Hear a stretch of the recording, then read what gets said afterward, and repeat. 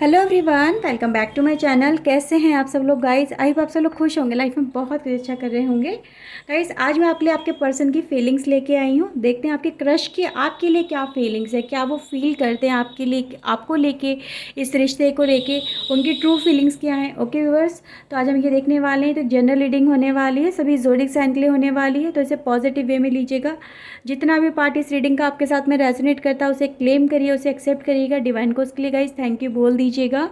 Reading अगर आपके साथ में रेजोनेट करती है तो प्लीज़ लाइक कर लीजिएगा, चैनल सब्सक्राइब कर लीजिए अगर नहीं किया है तो।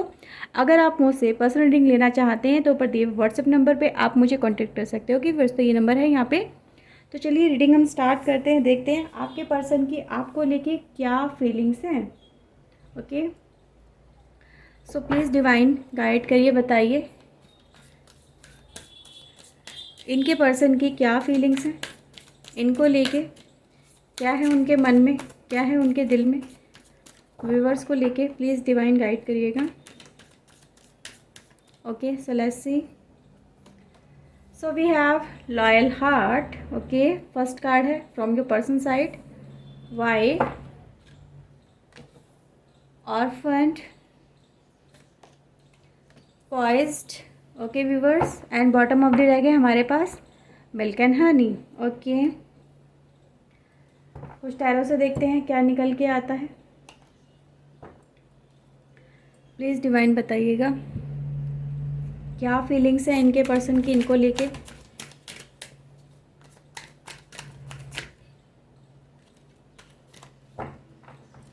प्लीज़ डिवाइन हेल्प करिए।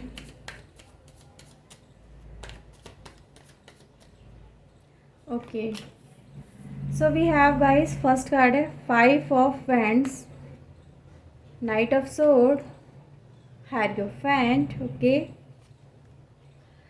King of pentacles, 10 of wands, 10 of sword and 2 of cups की एनर्जी है। Okay viewers, guys bottom of the deck है अगेन 10 ऑफ पेंटिकल्स। ओके, तो 10 10 10। ओके, बहुत पावरफुल एनर्जी है आपके लिए। ओके, सो व्यूअर्स यहाँ पे ये नज़र आ रहा है ओके आपके पर्सन की तरफ से कि गाइस आपके पर्सन ने कुछ आपको लेके बहुत ज़्यादा एक जैसे कि लोनलीनेस वाली फीलिंग तो ये भी नज़र आ रही है, कुछ रिग्रेट वाली फीलिंग है वो भी यहाँ पे नज़र आ रही है। कुछ रिग्रेट है, कुछ एक्सप्रेशन उनको देना है, आपको कुछ बताना है। बहुत सारी गाइस यहाँ पे एनर्जी है जो ये दिखाने की कोशिश कर रही है कि आपके पर्सन जैसे कि एक ऐसी कंडीशन में यहाँ पे सबसे पहले तो ये नज़र आ रहा है। ठीक है, आपके पर्सन की हालत आपके बिना ये हो गई है। 10 ऑफ सोर्ड है। ओके, जैसे कंप्लीट डार्कनेस, एक लोनलीनेस, कंप्लीट लोनलीनेस, कंप्लीट अकेलापन। तो गाइज़ ये चीज़ें यहाँ पे नज़र आ रही है जैसे कि आपके पर्सन ने गाइज़ ये चीज़ें भी हैं यहाँ पे कि आपके पर्सन ने आपके साथ में गाइज़ कुछ जैसे कि कुछ आर्ग्यूमेंट हैं, कुछ बातें हैं किसी के कहने में आके कर दी हैं। ओके, आपके साथ में उस समय स्टैंड नहीं लिया, आपकी आपकी बातों को गलत वे में ले गए। आपने बोलने की कुछ और कोशिश की पर आपके पर्सन ने कुछ और समझ लिया।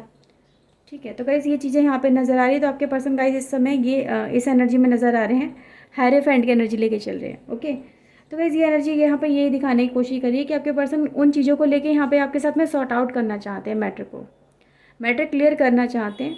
ये एनर्जी गाइज़ यहाँ पे रिफ्लेक्ट हो रही है। प्यार करने लगे हैं आपसे पहले से भी ज़्यादा। कमिटमेंट की गाइज़ यहाँ पे एनर्जी है कि कमिटमेंट लेके जैसे कि आपके साथ में आ रहे हैं कि ठीक है मैं आगे से ऐसा नहीं करूँगा या नहीं करूँगी, इट्स अ प्रॉमिस। ओके, तो प्रॉमिस वाली गाइस एनर्जी नज़र आ रही है कि हम दोनों के बीच में ये जो बातें हो चुकी हैं, ये जो भी हो चुका है, और मैं तुम्हारे उस समय सपोर्ट में नहीं था या नहीं थी, मैं तुम्हारी बातों को गलत वे में ले गया, मैं नहीं समझ पाया कि तुम एक्चुअली में क्या कहना चाहते थे। तुम कहीं ना कहीं उस समय सही थे, तुमने मेरा भला ही चाहा, पर मैं उन चीज़ों को उस समय नहीं समझ पाया। ओके, तो गाइज़ ये चीज़ें यहाँ पर आपके पर्सन की तरफ से नज़र आ रही है कि आपके पर्सन ने उन चीज़ों को लेके बहुत ज़्यादा पछताए भी हैं, रिग्रेट भी यहाँ पे फील हुआ है। ऑर्फन की एनर्जी जैसे कि आप इनकी लाइफ से जब चले गए, हो सकता है आप इनसे गुस्सा होकर चले गए, आपने इन्हें छोड़ दिया, या आपके पर्सन के साथ में आप दोनों का रिलेशनशिप थोड़े टाइम के लिए ब्रेकअप हो गया। तो एक थोड़े टाइम की एनर्जी यहाँ पे नज़र आ रही है कि थोड़े टाइम तक आप दोनों एक दूसरे से सेपरेट हो गए, अलग अलग हो गए। ठीक है, क्योंकि आर्ग्यूमेंट भी हुए, एक दूसरे को लेके बातें नहीं समझी गई, एक दूसरे के साथ में कंपैटिबिलिटी नहीं जमी, तो वो चीज़ें भी यहाँ पे नज़र आ रही हैं।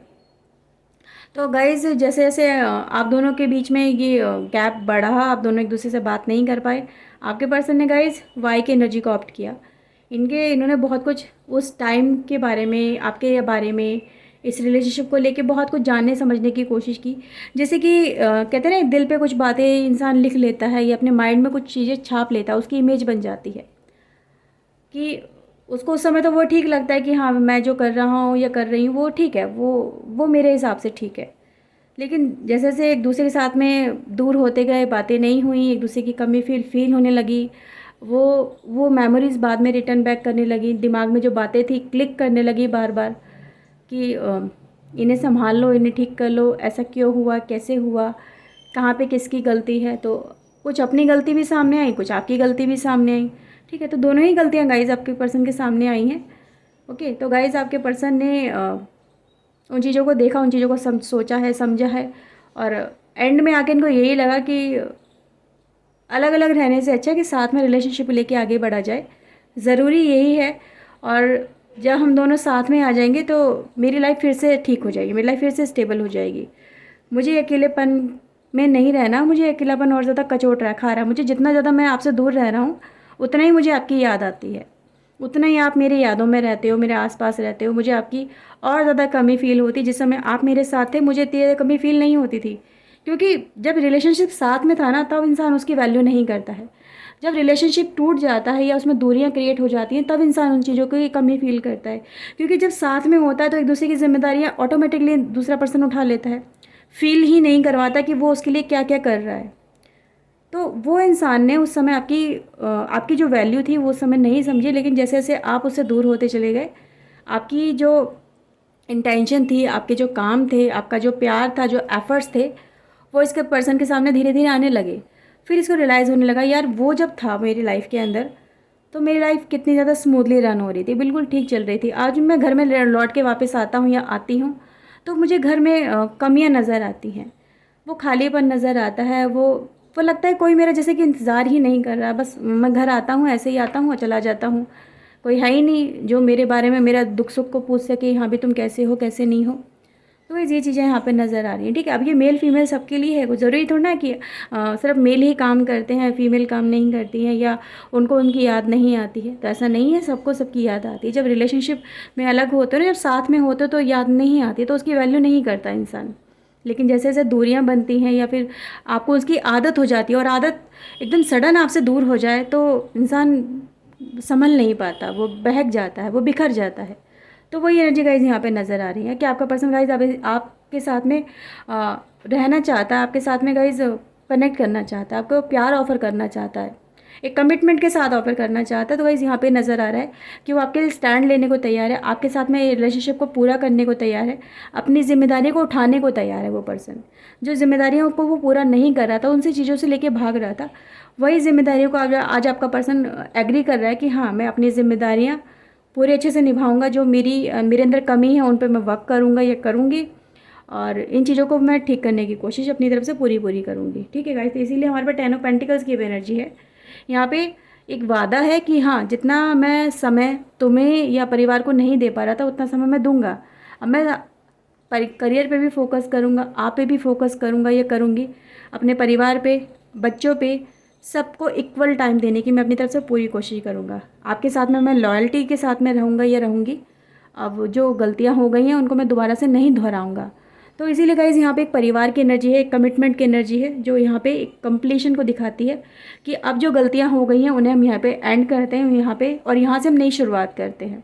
ओके, तो गाइज़ यहाँ पे आपके पर्सन के एफर्ट्स भी नज़र आ रहे हैं, उनका कमिटमेंट भी नज़र आ रहा है, और उनकी गलतियाँ भी नज़र आ रही है, कितने ज़्यादा रिग्रेट में रहे हैं आपके भी ना, तो वो भी चीज़ें यहाँ पे नज़र आ रही है कि आपको मतलब एक दीवाने की तरह आपके साथ में कनेक्ट है। आपके पर्सन आपको छोड़ना नहीं चाहते हैं, आपके साथ में कनेक्ट होना चाहते हैं। बेसिकली इनकी इंटेंशन यहाँ पे यही नज़र आ रही है कि आपके साथ में इनको अपना सिर्फ घर बसाना, आपका प्यार पाना, आपका साथ पाना है।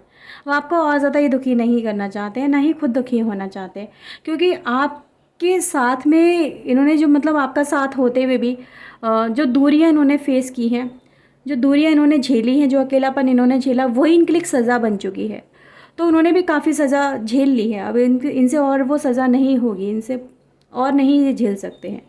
तो यहाँ पे यही चीज़ें नज़र आ रही है कि आपका साथ इन्हें चाहिए।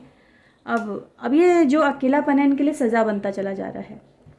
तो इन चीज़ों से आपके पर्सन गाइस यहाँ पे निकलना चाहते हैं। ओके, कुछ और कार्ड देखते हैं। सो प्लीज़ डिवाइन बताइएगा।